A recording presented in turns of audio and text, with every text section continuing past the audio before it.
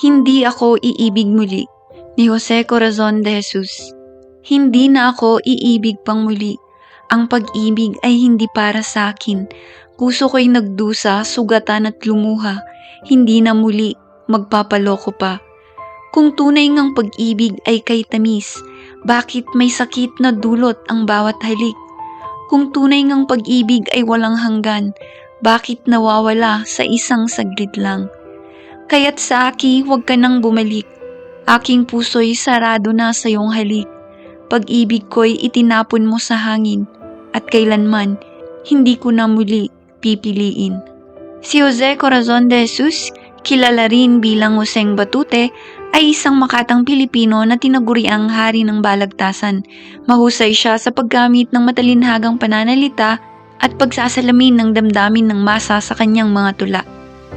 Ang tula na ito ay tungkol sa pagkawala ng tiwala sa pag-ibig. Matapos masaktan, ipinapakita nito ang sakit ng pagtataksil o pagkabigo ng isang relasyon, kaya't pinili ng tao na wag nang umibig muli. Mutya ng Pasig ni Jose Corazon de Jesus. Isang gabi ako'y nanaginip sa tabi ng isang madilim na batis. Isang mutya may pagdadalamhati. Sa kanya raw pag-ibig walang dumating. Sa kanyang mata luhay dumaloy, kasabay ng awit, puspos ng hinagpis. Mutya ng Pasig, sino ang sinisinta? Kanino mo ibibigay ang wagas mong pag-ibig? Ang mutya ng Pasig ay sumisimbolo sa isang babaeng inabandona at naghintay sa kanyang minamahal, ngunit hindi ito bumalik. Ito ay maaaring sumasalamin sa hindi natupad na pangako, trahedya ng pag-ibig, o pangungulila sa isang taong mahalaga sa atin. Sa tabi ng dagat ni Ildefonso Santos. Sa tabi ng dagat, tayo'y maghahawak kamay. Hinahabol ang alon sa mabuhanging baybay. Hangin ay dumampi sa ating mga mukha. Puno ng pangako, puno ng ligaya. Ngunit tulad ng tubig sa dagat malawak, pag-ibig natin saan tutungo't aangat. Sana'y di tulad ng alon na lumalayo, pagkos ay mananatili sa puso mo't puso ko. Si Ildefonso Santos ay isang makatang Pilipino na kilala sa kanyang mga tulang may malalim na damdamin at pagpapahalaga sa kalikasan ng pag-ibig. Sa tulang ito, ang dagat ay sumisimbolo sa kalayaan at walang hanggang pagmamahal, ngunit ito rin ay nagpapahiwatig ng hindi tiyak na hinaharap. Ang tula ay isang paghahangad ng pag-ibig ay manatili at hindi matangay ng mga pagbabago sa buhay. Dahil sa iyo, ni Ildefonso Santos at Francisco Santiago. Dahil sa iyo, nais kong mabuhay. Dahil sa iyo, hanggang mamatay. Dapat mong tantuin, wala nang iba. Ikaw lamang sinta, ang mahal ko't sinta. Kung tunay man sinta, na ako'y sinuyo, bakit naglaho, iniwan akong bigo? Pag-ibig ko sa'yo, kahit masaktan, dahil sa'yo, ako'y nabubuhay. Si Ildefonso Santos ay isang tanyag na makata, samantalang si Francisco Santiago ay isang kilalang kompositor. Ang tula na ito ay ginamit bilang liriko ng isa sa pinakasikat na awitin ng pag-ibig sa Pilipinas. Ang tula ay nagpapakita ng wagas at walang kapantay na pagmamahal, kahit na masaktan ang nagmamahal. Ang mensahe nito ay ang pag-ibig ang nagbibigay ng buhay at kahulugan sa ating pag-iral. Dalawang pag-ibig ni Lope K. Santos. Dalawang pag-ibig sa puso ko, isa'y totoo, isa'y huwad. Ngunit paano aking iibigin, ang isa'y tamis, ang isa'y pait? Ikaw ba'y totoo? Ikaw ba'y wagas?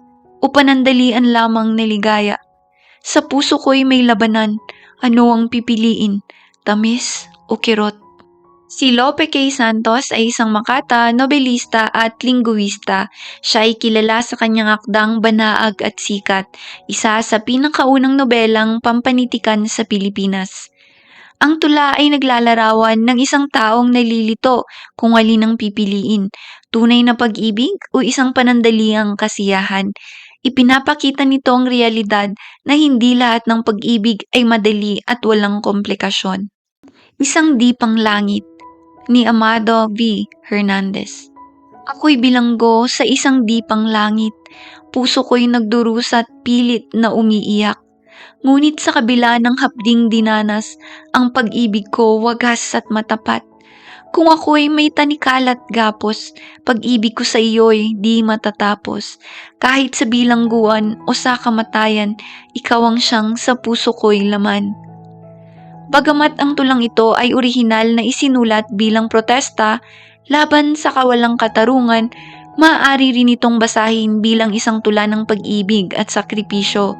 Kahit may paghihirap at pagsubok, ang wagas na pag-ibig ay hindi masisira at magtatagal magpakailanman. Pag-ibig ni Jose Corazon de Jesus. Pag-ibig, pag pumasok sa puso ni numan, hahamakin ng lahat, masunod ka lamang. At ang bumangga sa iyo'y matutulad sa alon ng dagat na walang humpay. Ang pag-ibig ay tila isang matinding apoy. Kapag ikaw ay nahulog, walang makapipigil. At kung ito'y maging matamis na sumpa, walang puwang sa puso ang pangamba. Ang tula ay nagpapahayag ng makapangyarihang puwersa ng pag-ibig.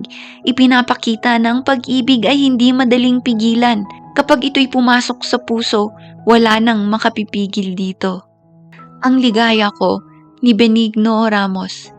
Ikaw ang ligaya ko, ilaw ng buhay. Sa iyong pag-ibig ako'y nadadala. Pangakong walang hanggan, hindi mawawala, hanggang sa huling hininga. O sinta, huwag kang lilisan. Ang puso kong ito'y tapat at dalisay. At kung sakali mang ako'y mawala, sa iyong puso, ako'y manatili pa. Si Benigno Ramos ay isang makata at manunulat na kilala sa kanyang mga tulang nagpapahayag ng matinding damdamin, pag-ibig at makabayang adhikain. Ito ay isang tula ng matatag at wagas na pagmamahal. Ipinapahayag ng persona ang kanyang walang hanggang dedikasyon sa minamahal at pagnanais na manatili sa kanyang puso kahit sa kabilang buhay. Kay Celia ni Francisco Baltazar o kilala bilang Balagtas. O Celia, ang puso ko'y iyo lamang, kahit anong pagsubok, ikaw ang hantungan. Ang tamis ng iyong halik, aliw sa buhay, ang pag-ibig ko sa'yo'y walang katapusan. Huwag sanang lumisan, o aking mahal, ang pag-ibig natin huwag pabayaan. Dahil kung ika'y mawala sa aking piling, ang puso kong ito'y di na gagaling. Si Francisco Baltazar o mas kilala bilang Balagtas ay ang pinakadakilang makata ng panitikang Pilipino. Siya ang sumulat ng Florante at Laura, isa sa pinakamahalagang akdang pampanitikan sa Pilipinas. Ang tulang ito ay isang pagpapahayag ng wagas at napagmamahal. Ipinapakita nito ang pangako ng isang nagmahal na mananatiling tapat anuman ang mangyari. Ang aking pag-ibig ni Ricaredo Demetilio. Ang pag-ibig ko'y hindi panaginip. Ito'y tunay, totoo, hindi nagbibiro. Sana'y iyong damhin ang init ng yakap. Ang pag-ibig kong hindi maglalaho. Sa iyo, mahal, ibinibigay ko lahat ng pag-asa at pangarap ko. At kung ikaw may lumayo sa akin, ikaw pa rin ang aking mamahalin. Si Ricaredo Demetilio ay isang kilalang Pilipinong makata at nobelista. Ang kanyang mga akda ay puno ng damdamin at lalim ng pananaw sa buhay at pag-ibig.